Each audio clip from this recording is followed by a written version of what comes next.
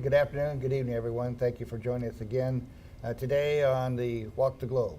I'm Bob Howell. I'm Director, Senior Advisor, Critical Operations, and this is Michael Susong, Senior Vice President, Global Risk. Hey, Bob. Today we're going to walk the globe, and we're going to talk about events in Venezuela, the attempted coup, switch to the other side of the world, and the bombings in Sri Lanka on Easter, and what we predict will be the impact of those events. And then we'll finish up with the weather, something everybody talks about, but in this particular case, we can do a little bit about it. So thanks, Bob, for the opportunity to meet with everyone today. We're going to talk about Venezuela. If you've been keeping up with the news, on 30 April, there was an attempted coup by the national president leader, Juan Guaido, against the sitting president, Maduro. The coup attempt failed. It mustered very few members of the military to support Guaido. What we believe occurred is there was a movement within the National Defense Organization and the intelligence organization, and they were actually leveraging some leaders, and there could have in the future been a more effective coup attempt. But for whatever reason, it was premature, and they were not able to really capture the momentum and bring about a change of government. Now, in response, we anticipate that Maduro will move into the ranks of the military as well as the intelligence service, individuals who may have played their hand and showed that they were supporting Guaido, or that he just may anticipate might in the future become disloyal. So with that in effect, that we would anticipate to see that over the next month. Long term, by doing so, he will weaken his own military apparatus and his own intelligence apparatus. So at a future point, he will have less control of the military, in effect be more vulnerable to a potential coup attempt or a public uprising. And at the same time, as he weakens his intelligence service, his ability to know what is going on in the street and to counter that will be weakened. Short term, over the next month, we anticipate there will continue to be protests in the streets. Probably the only thing right now that really modifies the level of protest is just that for the population, this has been going so long. There's food shortages, hyperinflation, the infrastructure has collapsed to some degree. So just by the own inertia of it lagging on so long, we will see a level of protest, but it will probably not escalate kind of a lot above the levels that we see, unless there is another coup attempt. Yeah, well, thanks, Mike. A couple things for our clients to keep in mind. So should Maduro depart or step down from power, then of course we'd expect to see a mad rush, a gold rush, if you will, back into the country for business opportunities. And that's completely understandable. But when that does happen, we would expect to see some continued demonstrations and protests from supporters on both sides. That would probably continue for 2, 3, 4 weeks. We'll have to see how that plays out. But we need to keep that in mind, as well as we're going to have refugees that are coming back into country too. And so what impact does that have on local infrastructure? What impact does that have on crime? Because typically in environments like that, then we see more organized crime taking advantage of that opportunity.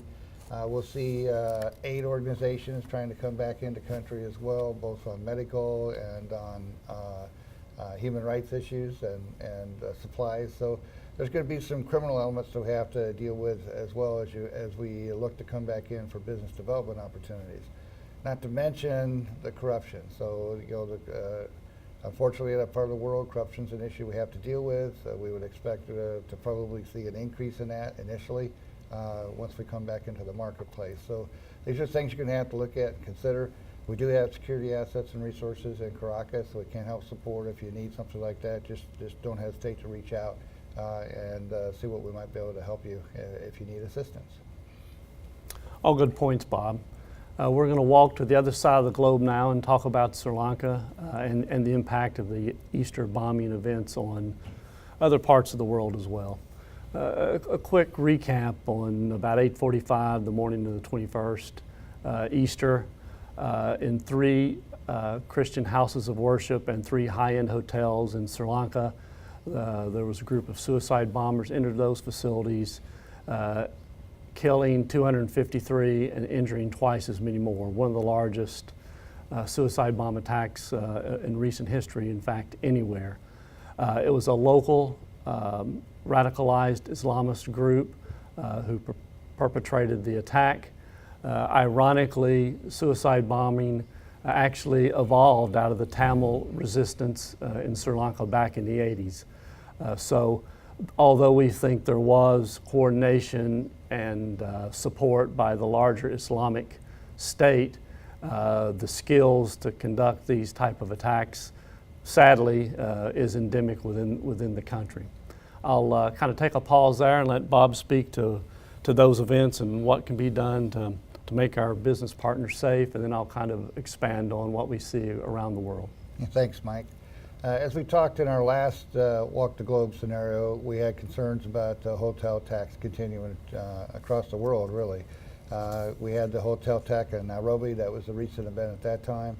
The fact that we now have seen this type of modus operandi with explosive devices and in some cases followed up by assault teams, we're going to continue to see hotel attacks around the world. So it was not an exception in Sri Lanka. It was somewhat unexpected. The level of sophistication, training, and capability that they demonstrated was very sophisticated.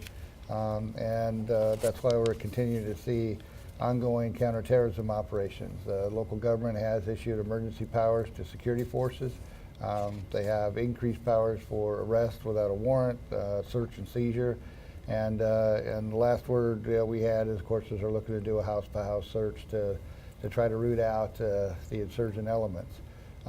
We also raised concerns initially when we saw this happen of potential collateral casualties from these counterintelligence operations. We have seen a couple now where booby trap, explosive device, another device that was set off during trying to make an arrest of some insurgents in a suspected safe house. So we can expect to see, we would not be surprised to see some additional collateral casualties like this. We're seeing some sporadic roadblocks and checkpoints set up. You want to make sure that you've got your passports and all your paperwork with you. If you are stopped by security forces, cooperate fully. And then let's talk too about hotels. So we've had some clients coming back and say, well, what hotels would you recommend right now? So, well, that's a tough issue because these were suicide bombers. It's going to be tough to defend against that. So it really comes back to your hotel risk mitigation measures, right? So you want to make sure that you're picking a room between the second and the sixth floor, not over the lobby. That's where most of the explosive devices are detonated. You don't want a room facing the main entrance, again, where typically devices explode. That's where the most damage occurs. You want to count the number of doors between your room and the fire exit. So if it's a heavy smoke, you can still find the fire exit, and then walk the fire exit to make sure it's free of debris, and you know where that fire exit comes out on the street at. So these are some things you need to keep in mind about hotel risk mitigation measures for your travelers. The other issue too is, as we talked about in our concern here about ongoing hotel attacks, is what are you doing about your hotel selection process, right? So the best recommendations we have now is that if you're talking about a CSAR, a security rating of 1 to 3, you really should be looking at a minimum of doing a desktop hotel assessment. Again, that's security ratings 1 through 3. Desktop hotel assessment. If you're talking a hotel that's in a CSAR 4 or 5, high risk environments, we really recommend that you do a physical security assessment. We actually have someone on site that's walking the property and validating. That's our best recommendations right now, and we can assist you with that if you need help. But the other thing I want to point out about this is that a hotel assessment process isn't really to validate for you what hotels are safe, because the assessment's only as good as the day we've done the assessment. But what a hotel assessment does do for you is validate what hotels you won't use. There's no way we'd use this hotel. We don't like what we see. And so that's the process and the mindset you need to keep in mind as you move forward with this. All good points, Bob. And I think they apply to most regions of the world. And the reason I want to expand on that is the week following the attacks in Sri Lanka, Abdul al-Baghdadi, who's the leader of the ISIS, actually the failed state in Syria, came out and made a pronouncement that this was ISIS inspired and ISIS supported. The point being made is what we're seeing now with the dissolution of the caliphate in Syria and in western Iraq is efforts in other parts of the world where the Islamic State is trying to foment violence, trying to grow new groups, Sri Lanka being one of them. And so we think this trend will be accelerated. The success, ironically, the public success of these attacks will spawn other groups to take action in similar regions of the world. So the points Bob made for your businesses and for your travelers applies basically around the world. Now we're going to shift gears, talk about the weather. Hurricane season in the Atlantic is approaching. As the dust clouds rise up with the sirocco's in the northern Sahara, it spawns all the storms that we see in the Caribbean and in the U.S. In case you want to try to win a bar bet, the hurricane season is from 1 June to 30 November. We anticipate about 6 major storms through the season, usually 12 named weather fronts. So we anticipate a normal season this year as far as the number of storms. And as we've all seen in the past, it only takes one storm to do significant damage to your business, to your supply chain, or to your employees' work location. NOAA, good statistic here, estimated last year it was $50 billion worth of damage to businesses from the last year's storm season. So although the events in Sri Lanka and Venezuela and other parts of the world may capture more news cycles, probably at the end of the day, the weather, being prepared for the weather, being prepared to continue your business day in and day out is probably the more impactful events. As a reminder, through our alerts and through our other special reports, we can keep you advised and help you make those decisions throughout the coming season. In addition to the hurricanes in the Atlantic Basin, always aware of both earthquakes, other storms globally. We register 14,000 earthquakes around the globe each year, so the earth is always in motion. Occasionally, those create tidal waves, tsunamis, which can have catastrophic damage. Most recently in Indonesia last fall, 7.5 magnitude earthquake took approximately 4,600 individuals' lives. So the impact to business, to travel, can't be underestimated. Thank you, Mike. So let's talk a little bit about some of the issues, some of the things you can do to properly prepare. So with hurricanes, you know, we have advance notice that they're coming. So we really want to look to try to prepare properly before they arrive. Waiting until the hurricane hits to plan for an evacuation is just too late, right? Typically, as we saw in the Caribbean earthquakes, hurricanes, we had infrastructure was destroyed, roads were washed out, bridges were washed out, cell networks were down, even internet was down. So communicating with people, getting around, being able to facilitate that kind of support becomes severely hampered. We want to advise our people, our employees, our travelers, of what they can do to properly prepare. So, you know, having extra food and water, having a medical kit with basic medical supplies, having a communication plan that's redundant. You can't just rely on landline or mobile phones. It should be a combination of internet, WhatsApp, cell phone, landlines, whatever you can come up with.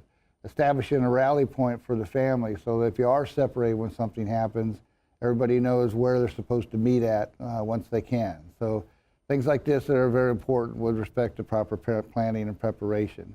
Having extra fuel, if you have a generator power, having extra fuel for cooking and for the generator. And then also if you've got a vehicle, then keeping it full of gas, making sure you got a good spare tire, a good jack, so that you can move once you're available to move, that you can transport and move yourself to safety. So these are some of the things you want to keep in mind with respect to risk mitigation measures and how to better prepare for a scenario. So thank you very much, Mike. Appreciate it. Thank you, everybody, for joining us today. And And again, if you require any assistance or have any questions, don't hesitate to reach out to your account representative. We're always here to help you. Thank you again, and have a great day.